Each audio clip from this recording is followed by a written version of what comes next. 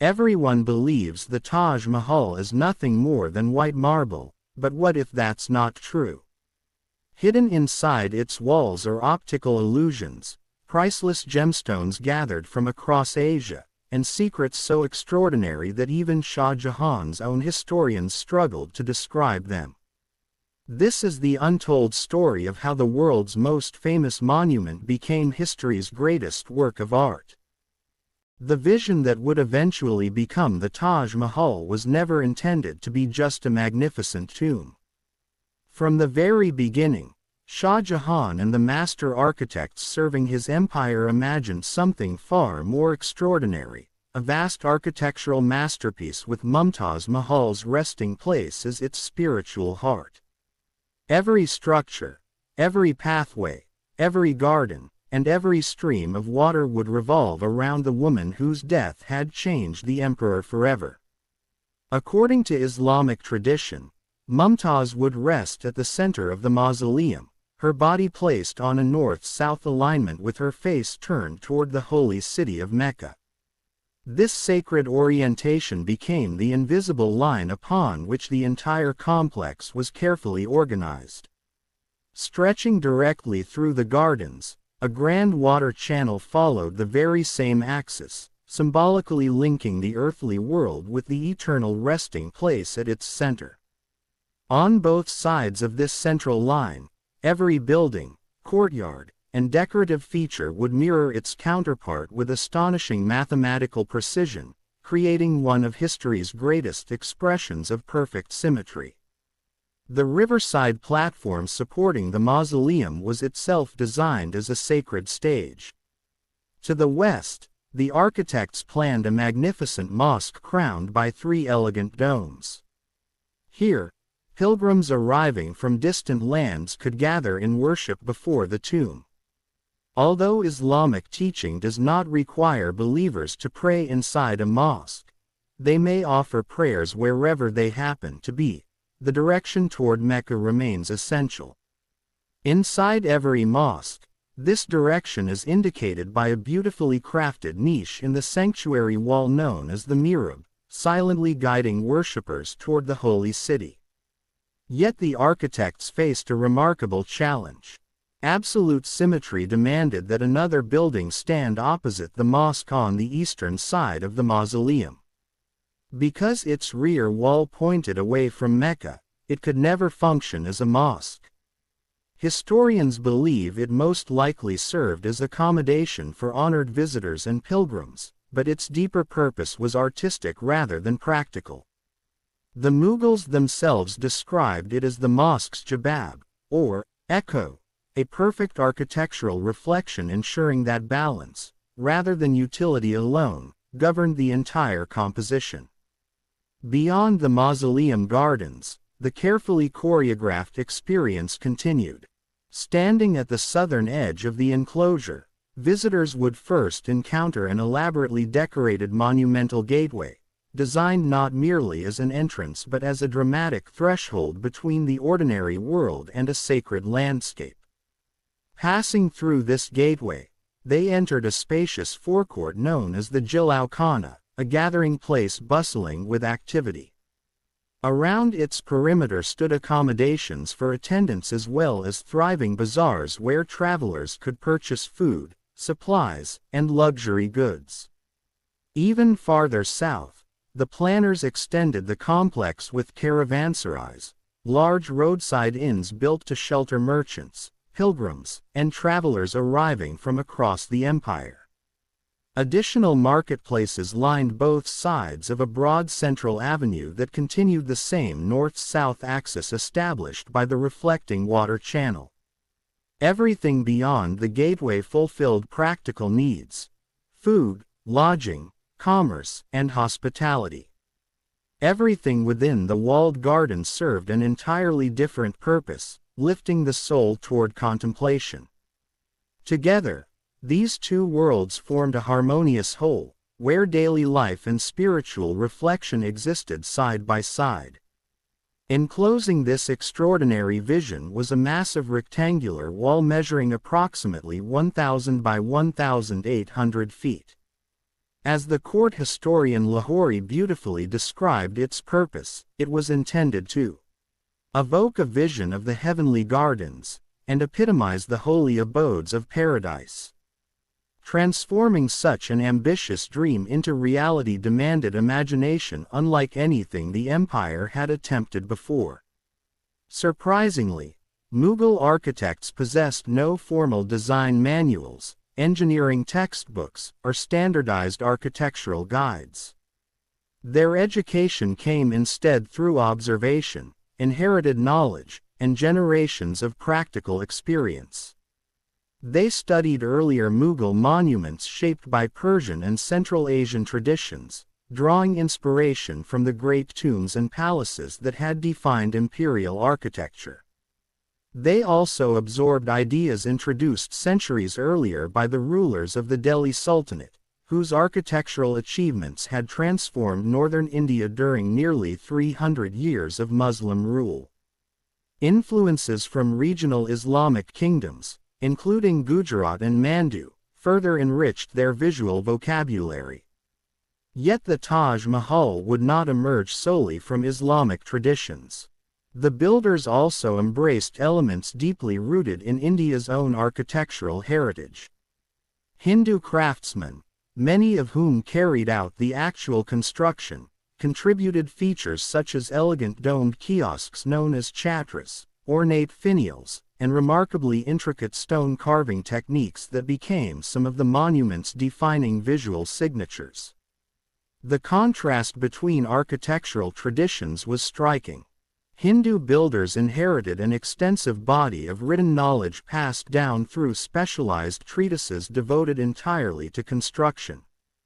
These remarkable manuals discussed subjects ranging from identifying the quality of soil through its color, texture, scent, and smell, to brick-making methods, structural layouts, and even the most auspicious moments for beginning different stages of construction.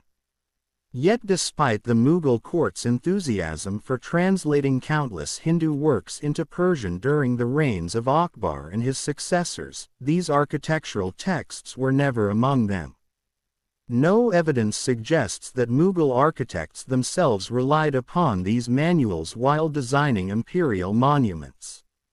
Nevertheless, the Hindu craftsmen responsible for transforming drawings into stone almost certainly consulted these ancient texts, using centuries-old technical wisdom to interpret and execute the architect's ambitious plans with extraordinary precision. As the design evolved, the architects searched history for forms worthy of such an unprecedented monument. Throughout Persia, Central Asia, and the territories once ruled by the Delhi Sultanate, one particular architectural concept appeared repeatedly: the octagonal plan.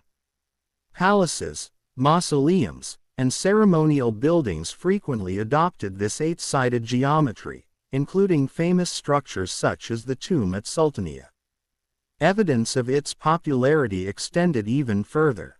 An Italian merchant traveling through Tabriz in Persia during the early 16th century described a now-vanished palace known as Astabisti, explaining that, in our tongue signifies 8 parts as it has 8 divisions. Architectural historians also identify the same geometric principle in landmarks such as the Dome of the Rock in Jerusalem, bathhouses in Damascus, and imperial palaces in Constantinople. Many scholars believe this design tradition reaches back into pre-Islamic civilizations. By the Mughal period, however, the octagon had acquired a profound symbolic meaning. Created by transforming a square into a circle, it represented the union of two realms, the square embodying humanity's physical existence, while the circle symbolized eternity itself. In architectural form, the octagon became a visual expression of earthly life meeting the infinite. The Mughal fascination with octagonal planning was not new. Court historian Abul Fazl records that Humayun once commissioned an extraordinary floating palace upon the waters of the Yamuna River. 4 two-story palaces were mounted upon barges and linked together by graceful arches, enclosing an octagonal central pool. Contemporary accounts even claim that additional barges were planted with trees and flowering gardens, creating the illusion of an entire palace floating within a lush landscape. Although this remarkable structure has long disappeared, the earliest surviving Mughal examples of octagonal architecture still stand in Delhi. Built sometime between approximately 1530 and 1550, these two mysterious tombs are known simply as the Sabz Burj, or Green Tower, and the Neela Gumbad, meaning Blue Dome, named after their original tile decoration because the identities of those buried within remain unknown. Ironically, the Sabz Burj, an important ancestor in the architectural evolution leading toward the Taj Mahal, is today covered in blue tiles and sits surrounded by the traffic of a busy modern roundabout. Both monuments share a common design, an octagonal central burial chamber enclosed by 8 smaller surrounding rooms beneath the soaring dome. These 8 chambers have traditionally been interpreted as representing the 8 divisions of the Quran, adding another layer of symbolic meaning to the geometry. Over time, Mughal architects refined and expanded this concept into increasingly sophisticated forms. Historians sometimes refer to these arrangements as the nine-fold plan, counting the central chamber together with the 8 surrounding spaces. The layout became the foundation for numerous Mughal palaces and royal tombs, including the magnificent tomb of Humayun in Delhi, completed during the 1560s. When work began on the Taj Mahal, the architects pushed this architectural language to its highest expression. Instead of constructing a simple octagonal building, they envisioned a perfect cube whose vertical corners were carefully chamfered to create an octagonal interior form. At its center would stand the symbolic cenotaph, enclosed within a vast octagonal chamber surrounded by 8 interconnected rooms on 2 separate levels. Every one of the mausoleum's 8 exterior faces would display 2 stories of deeply recessed arches. On each of the 4 principal sides, enormous entrance portals known as iwans would dominate the facade, recalling those of Humayun's tomb while rising even higher above the surrounding walls to create an unforgettable sense of grandeur.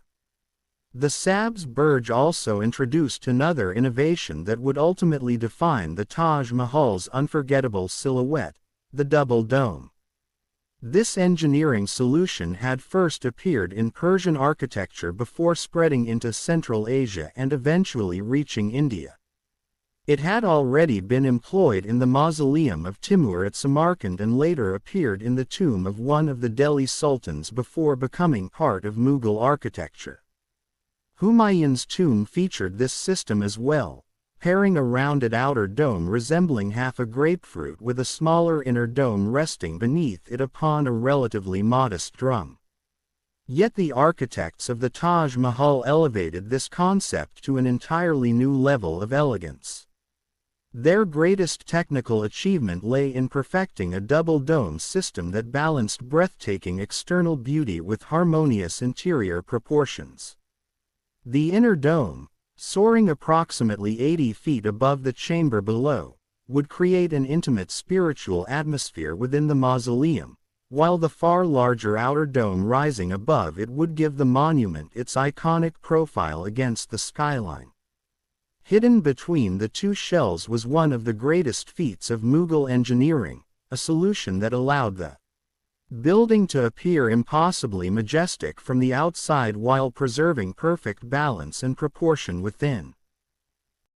The vision taking shape on the banks of the Yamuna was no longer simply an extraordinary monument, it was becoming an architectural statement unlike anything the Mughal Empire had ever attempted. Every decision reflected an obsession with beauty, proportion, and spiritual symbolism. One of the architect's greatest triumphs lay in the design of the mausoleum's remarkable double dome. Hidden from ordinary view, The inner dome rose nearly 80 feet above the marble floor, enclosing the central chamber in a space whose proportions created not only visual harmony but also an extraordinary acoustic effect. Every whispered prayer and recited verse echoed with a rich, resonant clarity, giving visitors the feeling that the building itself responded to their voices. Above it, separated by a carefully engineered void, the immense outer dome rested proudly upon a tall cylindrical drum. Perfectly balanced against the rest of the structure, it dominated the skyline with effortless elegance.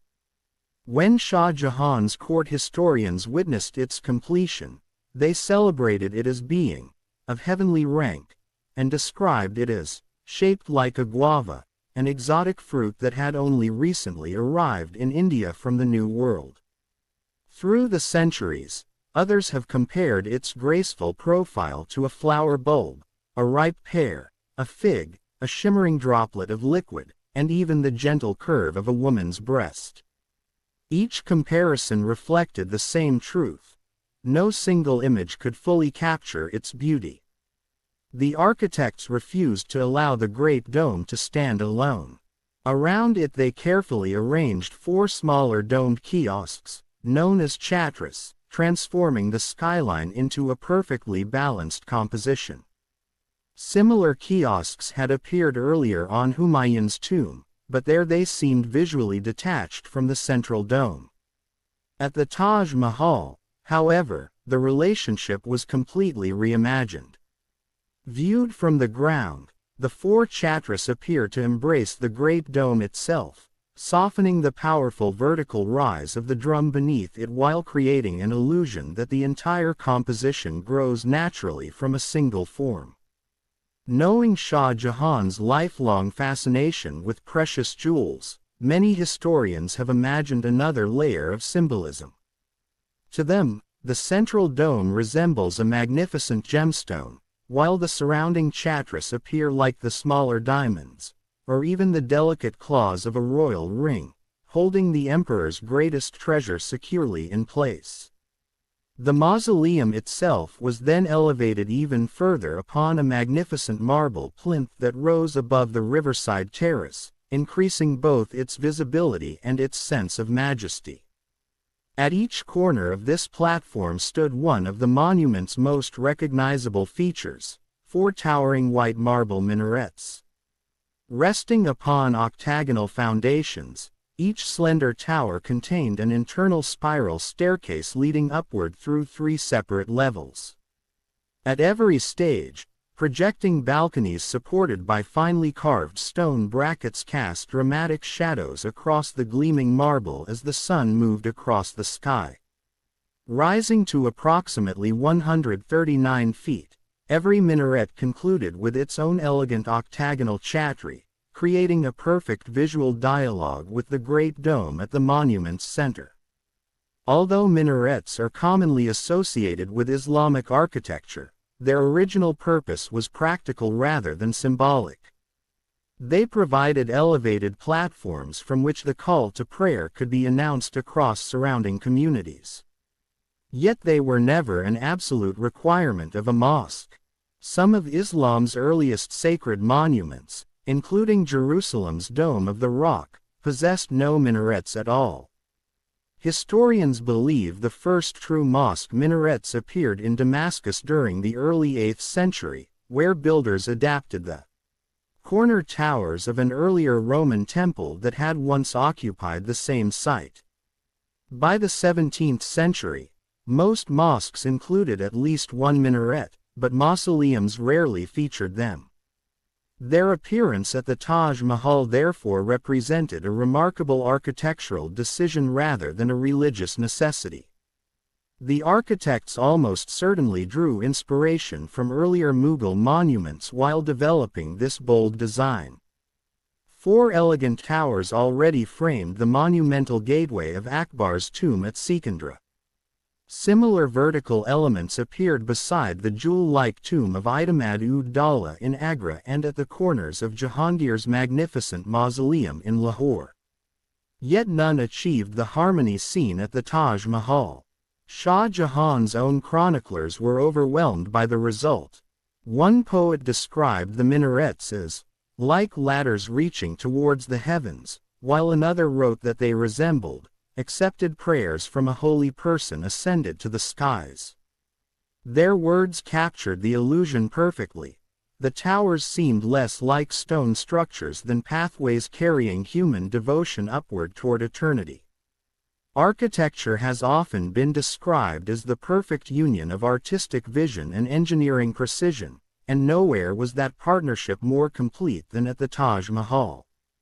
Its enduring beauty does not depend upon technical invention alone, but upon the extraordinary balance achieved between every individual element. The soaring dome, the graceful minarets, the marble platform, and the surrounding gardens exist in mathematical harmony, each proportion carefully calculated in relation to every other. It is this flawless relationship, not merely innovation, that distinguishes the Taj Mahal from every other Mughal monument ever built. Such perfection demanded architects whose talents extended far beyond artistic imagination. They required an exceptional command of mathematics and geometry. Abul Fazl praised Mughal architects as lofty-minded mathematicians whose creations could only be fully understood by those possessing scientific knowledge. Surviving Mughal miniature paintings, together with evidence preserved in Samarkand, reveal the sophisticated methods they employed. Detailed geometric calculations established the precise relationships between every wall, dome, arch, and tower before construction even began. These measurements were transferred onto enormous sheets of carefully gridded paper where the entire monument could be planned with astonishing accuracy. Later traditions suggest that wooden scale models were also produced to demonstrate how the finished buildings would appear. Although contemporary records of the Taj Mahal itself do not explicitly mention such models, historians consider their use highly probable. Nothing within the monument was accidental. Every measurement served a larger geometric purpose. The architects deliberately positioned the first balcony of each minaret exactly level with the mausoleum's first-floor gallery.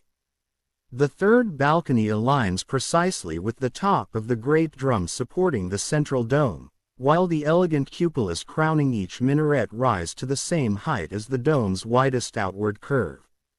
These subtle alignments are almost invisible to casual visitors, yet together they create the remarkable visual harmony that makes the Taj Mahal appear effortlessly perfect from every direction.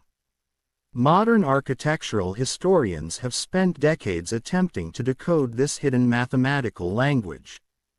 Some have argued that every principal sightline throughout the complex converges approximately 5 feet 6 inches above the center of the monumental entrance gateway, a height that would closely match Shah Jahan's own eye level if estimates based upon his surviving garments are correct.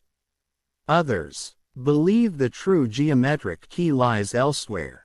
According to their calculations, nearly every major measurement throughout the complex can ultimately be traced back to the diameter of the mausoleum's central octagonal chamber, measuring roughly 58 feet. Whether viewed symbolically or mathematically, the octagon remained the heart of the design. Representing the union between humanity and eternity, it shaped not only the mausoleum itself but also the mosque, guest house, entrance gateway, and even the foundations beneath each of the 4 minarets. Harmony extended beyond geometry into the smallest architectural details. Rather than creating dozens of unrelated decorative styles, the designers established a single visual language that unified the entire complex. Columns throughout the monument followed one fundamental design, although their proportions and ornamentation varied according to the importance of each location. Known today as the Shahjahani column, each shaft displayed multiple faceted sides rising from carefully paneled bases before ending in capitals enriched with delicate muqarnas vaulting. The elegant cusp, or high crust, Arches supported by these columns followed the same consistent pattern, while the recessed wall panels repeated identical proportions throughout the complex. Every feature echoed another, reinforcing the overwhelming impression that the entire monument had been conceived as one perfectly unified work of art. Once Shah Jahan approved the final architectural plans, imagination gave way to construction. According to the court historian Lahori, work began as early as January 1632 while the emperor remained occupied in the Deccan. The first challenge was transforming the landscape itself. The chosen site was carefully cleared, and as the English traveler Peter Mundy later recalled, surrounding hillocks were made level not to hinder the prospect. Nothing would be permitted to interrupt the magnificent view of the future monument. With the land prepared, thousands of laborers began the exhausting task of excavating the enormous foundations that would support one of history's greatest buildings. These foundations were required to perform two vital functions. They had to bear the immense weight of the marble structures rising above them while also resisting the relentless erosion caused by the nearby waters of the Yamuna River. During Agra's violent monsoon season between June and September, floodwaters frequently swept across the landscape. On one recorded occasion, more than 11 inches of rain fell in a single day. The foundations therefore became the unseen engineering masterpiece upon which the entire monument depended. Contemporary Mughal miniature paintings reveal scenes strikingly familiar even today.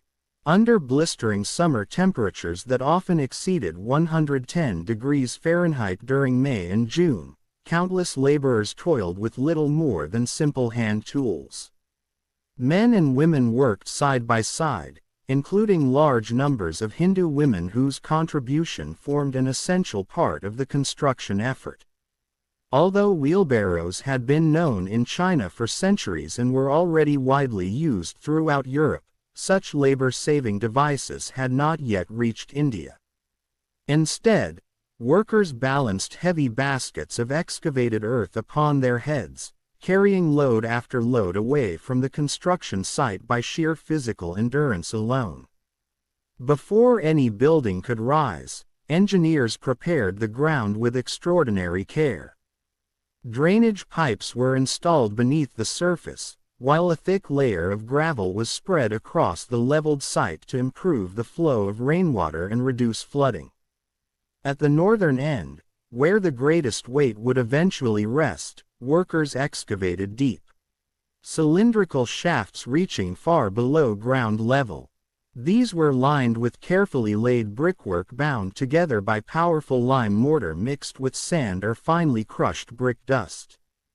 To increase both strength and durability, builders incorporated unusual ingredients including jute fibers and molasses into the mortar itself.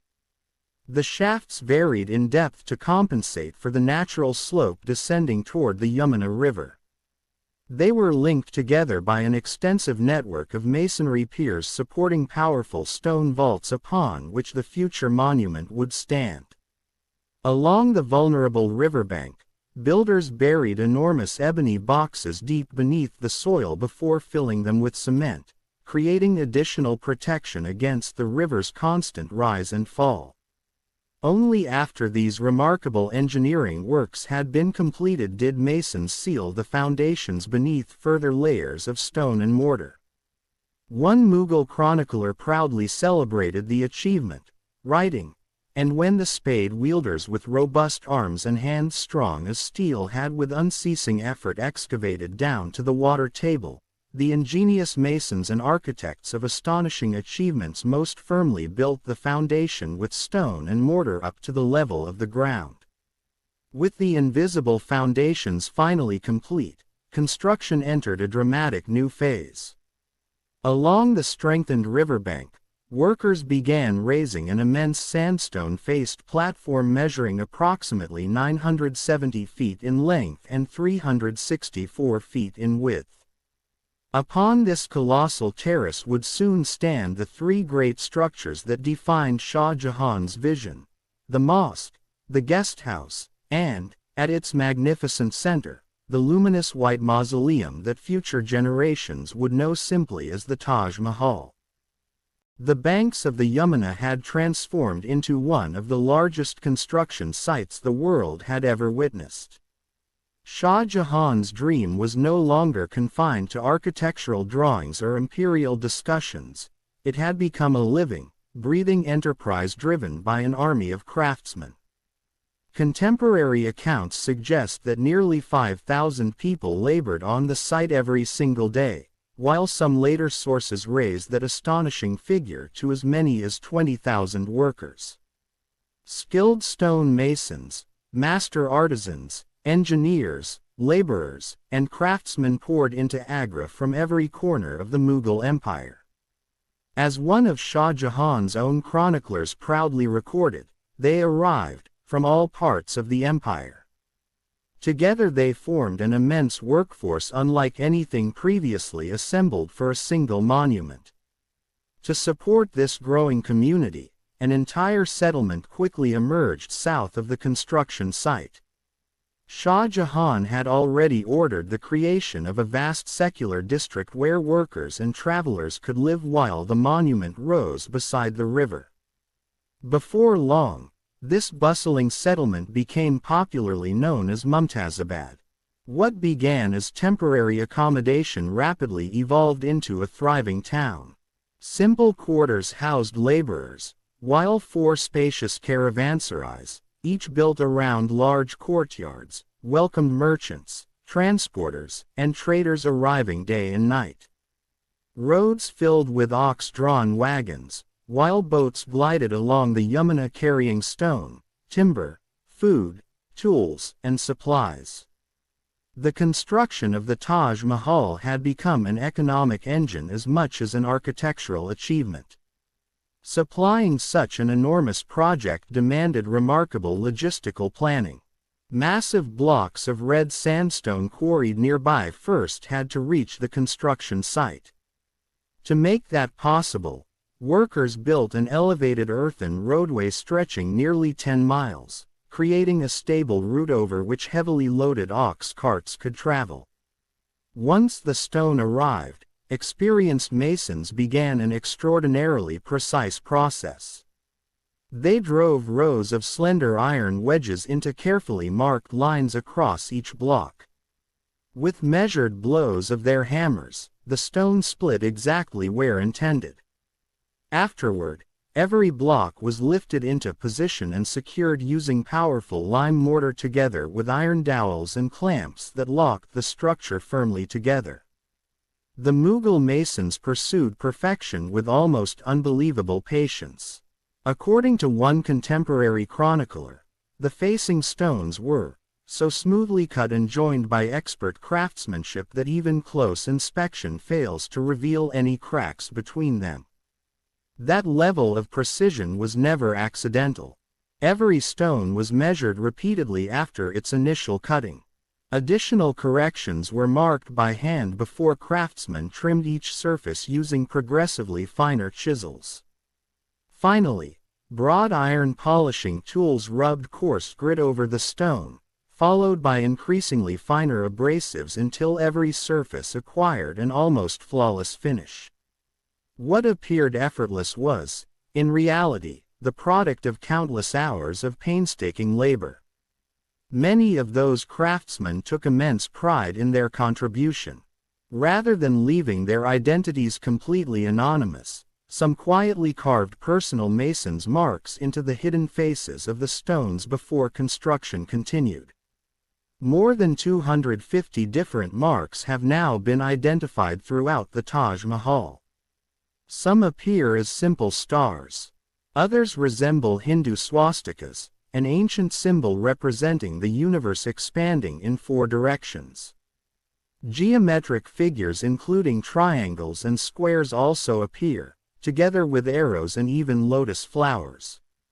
Though invisible to most visitors, These markings remain silent signatures left behind by the people whose hands built one of history's greatest monuments. As work progressed upward, attention shifted toward the structure that would become the visual heart of the entire complex. Above the great sandstone platform, builders constructed a colossal square marble plinth measuring approximately 300 feet on each side and rising nearly 19 feet above the terrace below. Shah Jahan and his architects made a deliberate artistic decision that would forever distinguish the mausoleum from every surrounding building. Only the mausoleum itself, together with its 4 minarets and elevated platform, would be entirely faced in luminous white marble. Every other major structure, including the mosque and the guest house, would primarily use warm red sandstone, accented only with selected marble features such as domes or decorative inlay. The brilliant white mausoleum would therefore dominate the entire complex both physically and symbolically. That extraordinary marble began its journey nearly 200 miles away in the famous quarries of Makrana, southwest of Amber, today's Jaipur. Recognizing the enormous importance of the project, Shah Jahan issued a formal imperial order on the 20th of September 1632 to the Rajput ruler whose lands contained the quarries. His instructions left no room for delay. "We hereby order that whatever the number of stone cutters and carts on hire, that may be required by the aforesaid Mughal official, the Rajah should make them available to him, and the wages of the stone cutters and the rent money of the carts he will provide with funds from the royal treasurer. It is imperative that the pride of peers and contemporaries should assist in all ways in this regard, and he should consider this a matter of utmost importance, and not deviate from this order." The emperor had effectively mobilized the resources of an entire kingdom to ensure that construction never slowed. Foreign visitors watched the project with amazement. The English traveler Peter Mundy observed not only the astonishing speed of construction but also the limitless resources devoted to it. He famously wrote, "The building goes on with excessive labor and cost, prosecuted with extraordinary diligence, gold and silver esteemed common metal and marble but as ordinary stones." To European eyes, the scale of imperial spending seemed almost unimaginable. Another European traveler encountered the marble itself long before it reached Agra. Watching enormous wagons inch their way across northern India, he described blocks so immense that teams of 20 or 30 powerful oxen and massive buffaloes strained together to pull each heavily constructed cart. The journey from Makrana was itself an engineering achievement, requiring determination equal to that demanded by the construction site.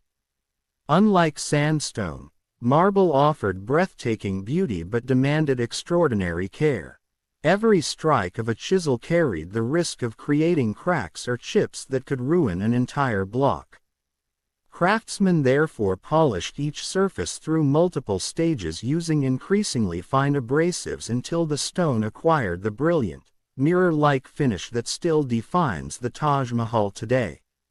Shah Jahan's own court poet celebrated the flawless workmanship with words that have echoed through history. "Like milk with sugar they are so well blended, not even a hair's crack is to be found." The builders also demonstrated a sophisticated understanding of visual perception. Rather than constructing the marble plinth perfectly flat, they gave it a subtle convex rise toward its center.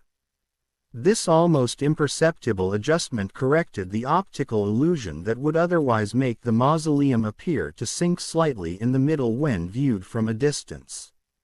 Long before modern engineering explained such effects mathematically, Mughal architects had already mastered them through experience and careful observation. Once the platform stood complete, construction of the mausoleum itself began. Contrary to popular belief, the building is not carved from solid marble. Instead, its structural core consists primarily of brick, later covered with thick marble slabs generally measuring between 15 and 18 inches in thickness. Builders used remarkably thin flat bricks, averaging about 7 inches long, 4.5 inches wide, and only 1.5 inches thick. Kilns established near the construction site baked these bricks locally, minimizing the enormous challenges of transportation. Nearby lime kilns also converted limestone and canker, a gravel-rich limestone earth, into the quicklime required for the mortar that bound the structure together. Across much of Asia, towering scaffolding traditionally consisted of bamboo or timber, and such materials remained common during the 17th century. Yet the Taj Mahal appears to have broken with that tradition. Whether because suitable timber was scarce or because the immense weight of the marble demanded greater strength, historical accounts suggest that builders erected an enormous scaffold made largely of brick. According to later tradition, once construction ended, Shah Jahan was informed that dismantling it would require 5 full years. The emperor reportedly solved the problem with remarkable simplicity. He announced that anyone removing the bricks could keep them. By the following morning, the vast scaffold had vanished as local people eagerly carried away every reusable brick. Another enduring legend claims the scaffold concealed the monument from public view during construction and even tells of a curious man who secretly peered over the wall only to be blinded for his boldness. Although dramatic, that story belongs more to folklore than documented history. As the mausoleum climbed ever higher into the sky, transporting marble blocks became one of the project's greatest engineering challenges. Like the builders of the Egyptian pyramids centuries earlier, Mughal engineers almost certainly relied upon long earthen ramps during the early stages. Eventually, however, the stones had to be lifted vertically. Historians believe a sophisticated network of heavy timber beams, ropes, pulleys, and lifting mechanisms powered by teams of men, oxen, and even elephants raised the massive blocks into position. The heaviest stones were secured using specially designed metal lifting claws inserted into carefully prepared holes. Once suspended at the correct height, masons employed iron crowbars to guide each block precisely into place before making its final adjustments. The marble facing itself followed an ingenious structural pattern. Some stones extended deeply into the brick core, while others lay horizontally across its surface. Known to modern masons as the stretcher header technique, this alternating arrangement, reinforced with iron clamps, dramatically increased the monument's overall strength. Considering that the Great Dome alone is estimated to weigh approximately 12,000 tons, such engineering was absolutely essential. Acting like a continuous system of interlocking arches, the dome transferred an astonishing 750 tons of load per square foot onto the supporting walls below. When the work finally reached its summit, one Mughal chronicler celebrated the placement of the magnificent gold finial rising more than 30 feet above the lotus-shaped crown, describing it as glittering like the sun. The lotus itself, long associated throughout India with fertility and renewal, crowned the monument with profound symbolic meaning. Inside the mausoleum, refinement continued with equal care. Marble panels covered the lower walls to a height of roughly 3 feet, while the remaining brick surfaces received multiple coats of carefully prepared plaster. White lime and finely ground marble dust formed the principal ingredients, sometimes applied over an initial layer of mud mixed with straw. Depending upon the finish required, craftsmen blended in egg whites, natural gums, and even sugar to improve strength and adhesion. Layer after layer was polished until the plaster developed a brilliant white sheen almost indistinguishable from real marble itself. It was a remarkable illusion, another example of Mughal craftsmanship combining artistry, chemistry, and engineering into a single flawless surface. Yet not every engineering decision proved timeless. The iron clamps hidden deep within the structure, so essential during construction, gradually became one of the monument's greatest long-term challenges. As centuries passed, rust and thermal expansion slowly forced tiny fractures into the surrounding stone, allowing moisture to penetrate the marble. Even the world's greatest architectural masterpieces, it seems, remain subject to the quiet and relentless forces of time. Documentary script, original, cinematic, no copyright. From a distance, the Taj Mahal appears to be carved entirely from flawless white marble. Yet as the builders moved into the final stages of construction, they revealed that its beauty depended not only upon marble itself but also upon remarkable craftsmanship and carefully engineered illusion.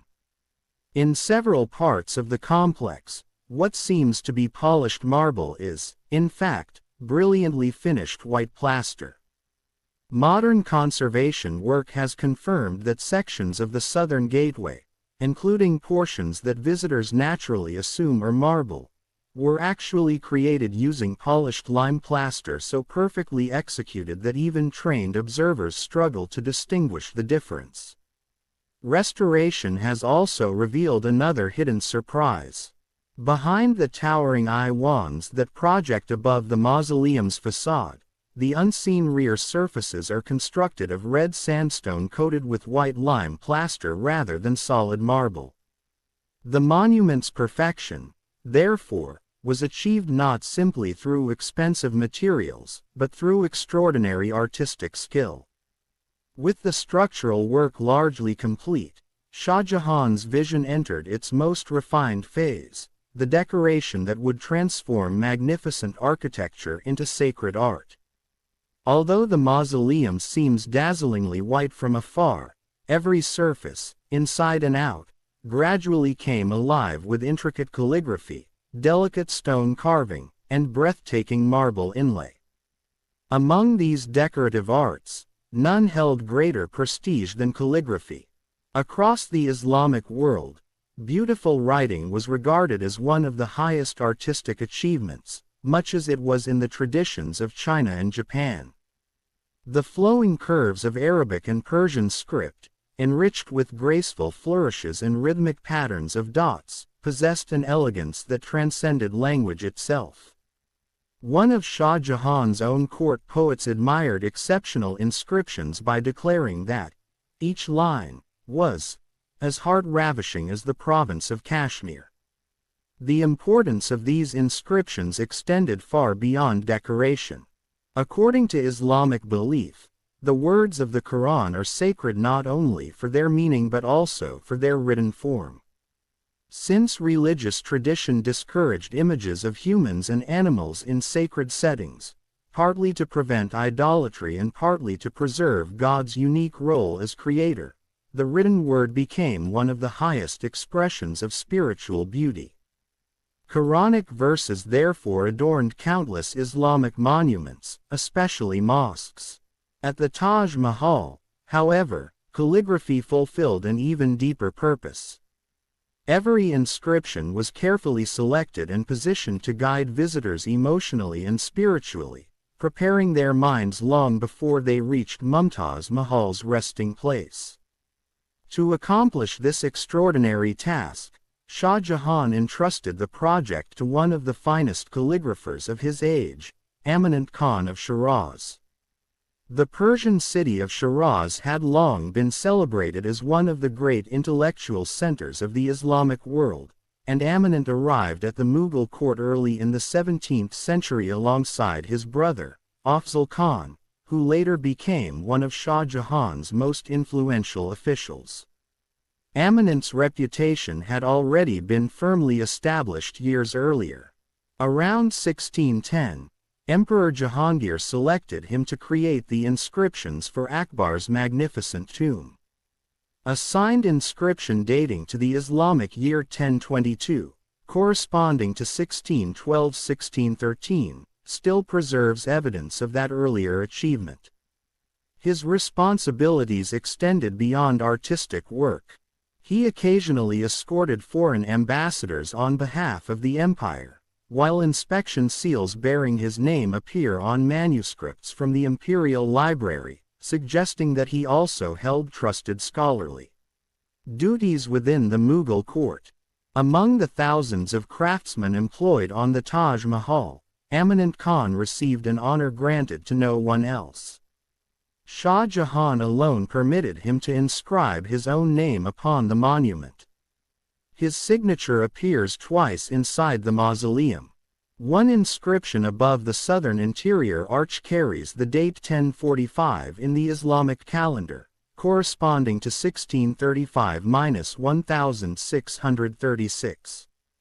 A second signature lower on the same arch records the year 1048, or 1638–1639. A third inscription, though unsigned, marks the western exterior arch with the date 1046, equivalent to 1636–1637. These seemingly modest details reveal something remarkable about the pace of construction. They demonstrate that interior decoration had already begun less than 4 years after work commenced, while the exterior ornamentation followed almost immediately afterward. The arrangement of the dates also reveals Amanat Khan's working method. His team began decorating at the highest levels before gradually descending toward the floor. With only a handful of exceptions, including inscriptions upon the imperial cenotaphs and Amanat Khan's own signatures written in Persian, the overwhelming majority of the monument's calligraphy consists of passages taken directly from the Quran in its original Arabic. More than 25 separate Quranic passages appear throughout the complex, exceeding the number found on any other building commissioned during Shah Jahan's reign, including his great mosques. Traditionally, a religious scholar might have selected such texts. Yet Amanat Khan himself was not merely an artist but also a respected scholar and senior member of the Mughal court. Historians therefore believe he probably chose many of these passages personally, perhaps after discussions with Shah Jahan himself. The creative process behind each inscription demanded remarkable precision. Inside his workshop, Amanat Khan first designed every line at full size upon enormous sheets of paper. His goal extended beyond elegant handwriting. Each composition sought to unite visual beauty with spiritual meaning. Once approved, the designs were carefully transferred onto the marble itself.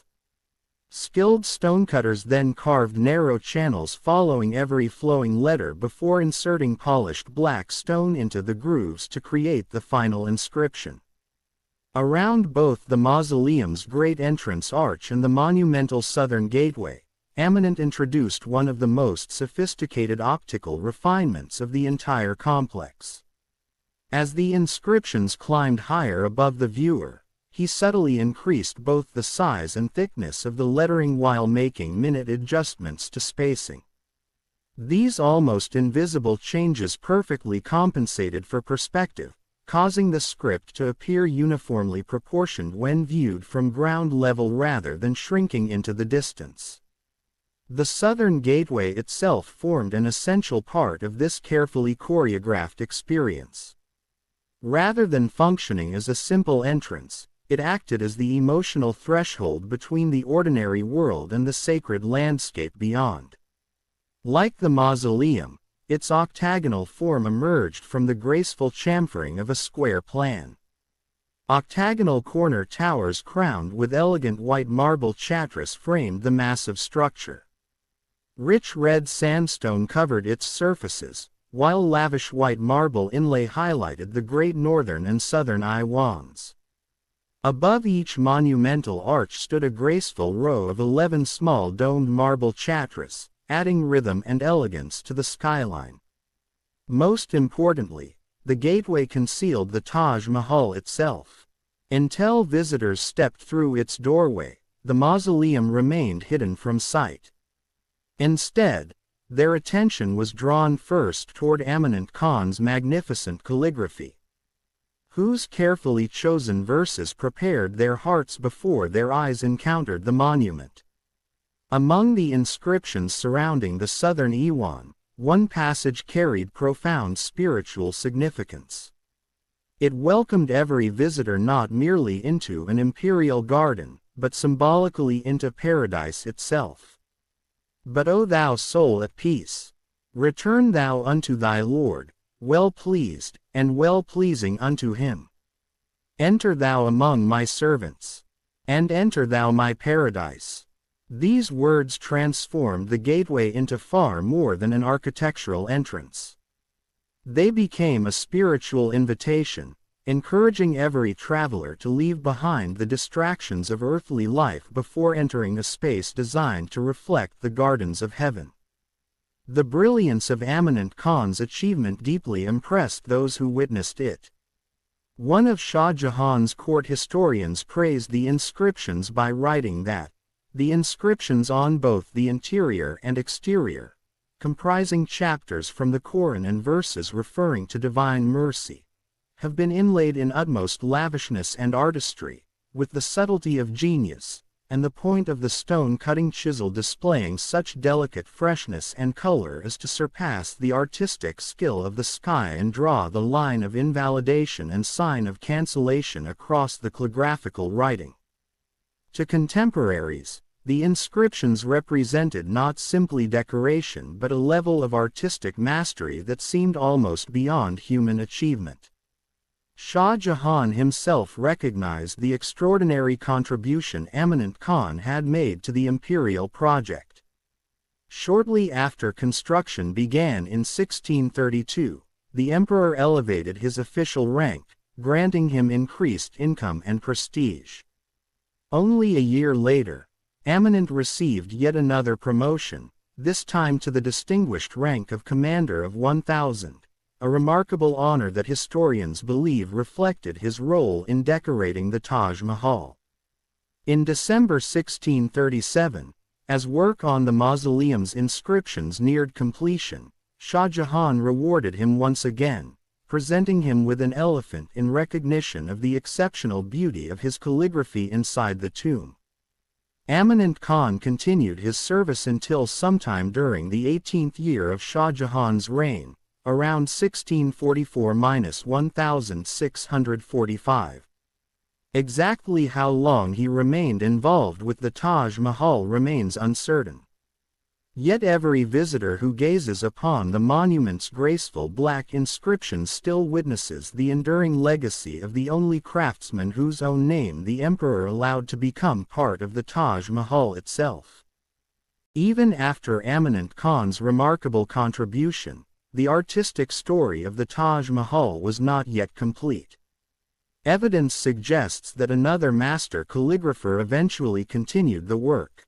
An inscription on the gateway bearing the Islamic date 1057, 1647 CE, indicates that decorative work extended beyond Amanat Khan's lifetime or involvement, proving that Shah Jahan's masterpiece continued evolving long after its principal structure had risen beside the Yamuna. Yet the monument's greatest visual miracle lay beyond its graceful calligraphy. Shah Jahan's court historian Saleh struggled to find words worthy of what he witnessed. He wrote that throughout the interior and exterior of the mausoleum, especially around the marble platform supporting the illuminated cenotaphs, master craftsmen had inlaid colored stones and precious gems with such extraordinary skill that, the jewels of whose description cannot be contained in the ocean of speech, nor may even the most ordinary degree of whose narration be achieved through the faculty of speech and discourse. He continued by declaring that beside this astonishing craftsmanship, the masterpieces of Azrang and the picture galleries of China and Europe have no substance or reality, and appear like mere reflections on water. It was praise reserved only for creations that seemed almost beyond human ability. More than 2 decades later, in 1663, the French traveler François Bernier stood before the completed monument and found himself equally overwhelmed. He described walls enriched with jasper, jade, and countless other precious stones comparable to those decorating the famous chapel of the Grand Duke in Florence. But the Taj Mahal, in his eyes, surpassed even those celebrated European works. Every slab of white marble carried stones arranged in endlessly varied patterns, while even the alternating black and white marble pavement glittered with delicate gemstone inlay executed with astonishing precision. The monument did not merely reflect wealth, it transformed precious materials into living works of art. Centuries later, visitors continue to experience the same sense of wonder. Remarkably, the decoration never overwhelms the architecture itself. Instead, every ornament exists in perfect balance with the building's elegant proportions. The builders relied upon three principal decorative techniques throughout the complex. The first was the magnificent gemstone inlay for which the Taj is world famous. The second consisted of finely carved marble reliefs whose delicate shadows changed with the movement of sunlight. The third, employed mainly within the mosque and guest house, used incised and painted decoration. Across every surface, one theme united the entire artistic program: flowers. Iris blossoms, lilies, lotus flowers, tulips, and countless other botanical forms emerged from marble through carving and inlay, turning cold stone into an eternal spring garden. These flowers carried meanings far deeper than simple decoration. During the 17th century, both Asia and Europe understood plants as powerful symbols in ways largely forgotten today. Persian poets often described flowers as growing beside the rivers of paradise itself. Islamic art repeatedly used gardens and blossoms to represent the eternal heavenly realm promised to the faithful. Within the Taj Mahal, these floral designs quietly reinforced Shah Jahan's larger vision. Every visitor walking through the complex was meant to feel they had entered an earthly reflection of paradise.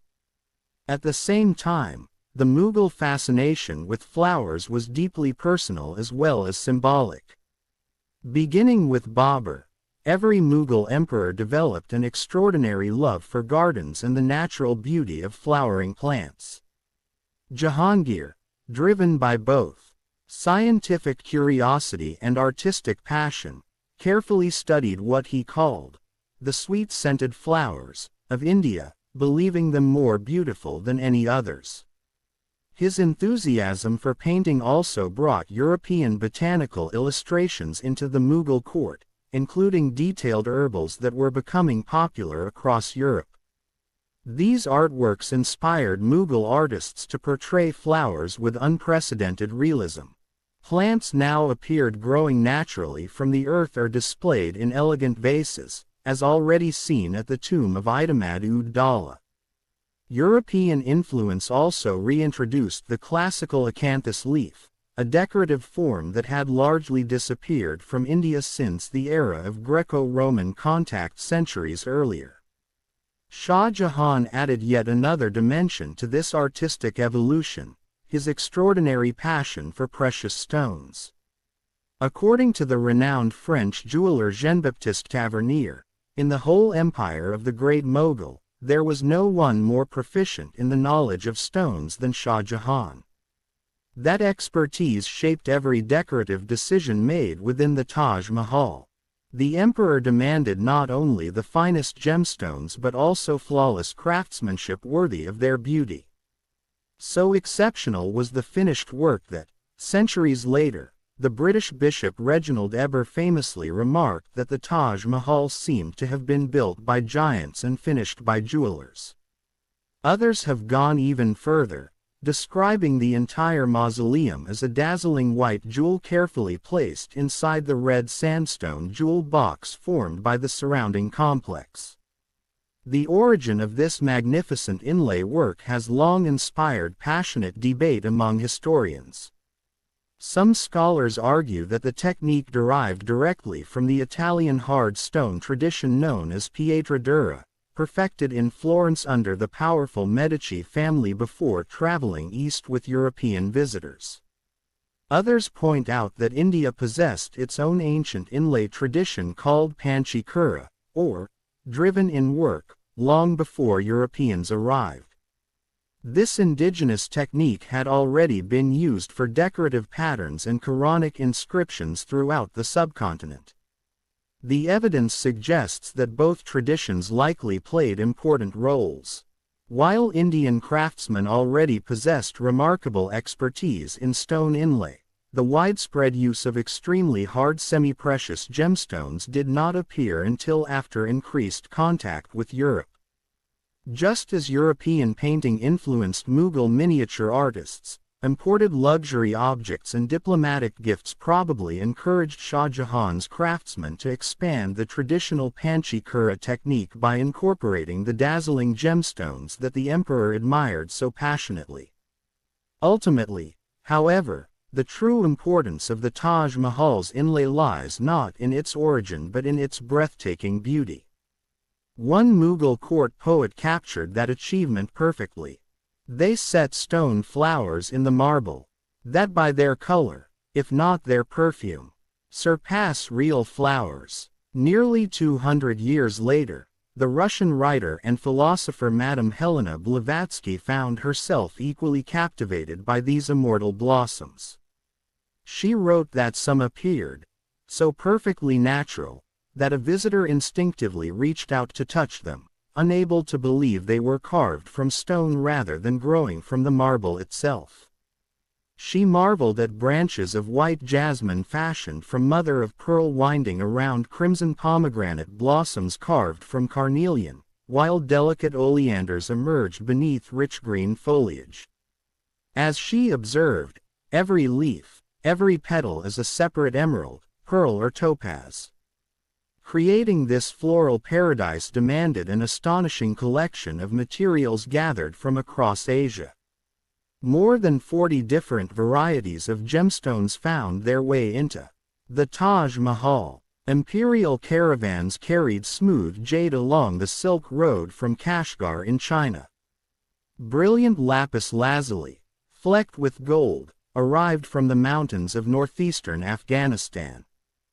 Hardy yaks transported vibrant turquoise from the high plateaus of Tibet. Coral reached India from Arabia and the Red Sea, while glowing amber traveled from Upper Burma. Rich green malachite came from Russia, and magnificent rubies crossed the seas from distant lands. Piece by piece, caravan by caravan, Shah Jahan assembled treasures from across the known world, not to display imperial wealth alone, but to create a monument whose beauty would transcend generations. By the time the final gemstone found its place within the marble, the Taj Mahal had become far more than a royal mausoleum. It had evolved into a masterpiece where architecture, poetry, religion, nature, mathematics, and the rarest treasures of Asia merged into a single vision, one that continues to leave visitors speechless nearly 4 centuries after its creation. As caravans continued arriving in Agra from every corner of Asia, they brought with them not only extraordinary wealth but also centuries of cultural belief. Every gemstone selected for the Taj Mahal carried meaning beyond its physical beauty. Some of the rarest stones traveled astonishing distances before reaching the imperial workshops. Magnificent rubies arrived from Sri Lanka, while the mysterious gemstone known as lasunia, or the cat's eye stone, was believed to have journeyed all the way from the Nile Valley of Egypt. The choice of each gemstone was never based solely upon color, brilliance, or transparency. Mughal craftsmen and court astrologers also considered the symbolic and astrological qualities traditionally associated with every mineral. Certain stones were believed to attract prosperity or harmony, while others carried less favorable reputations. Sapphires, for example, were often regarded as astrologically inauspicious for many applications and were therefore used only sparingly throughout the Taj Mahal's decoration. Once these precious materials finally reached Agra, another remarkable transformation began.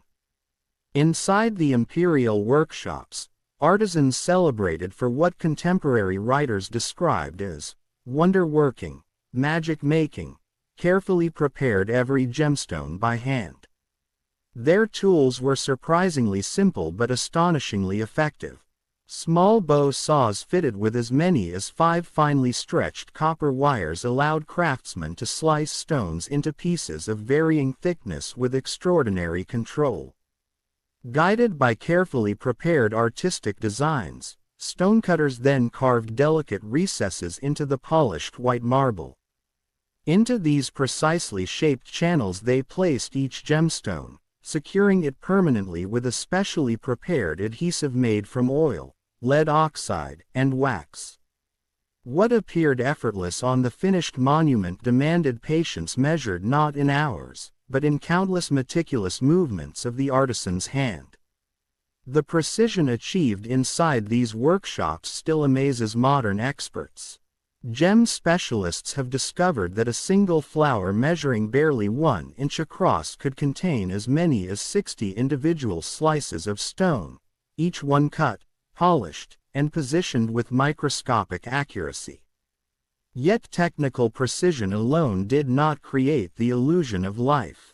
Craftsmen studied the natural variations found within every gemstone, deliberately selecting sections where changes in color could imitate the gentle shading of real flower petals.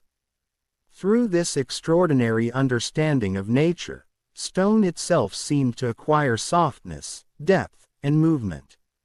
Every blossom appeared ready to bloom despite having been carved from minerals formed millions of years earlier beneath the earth.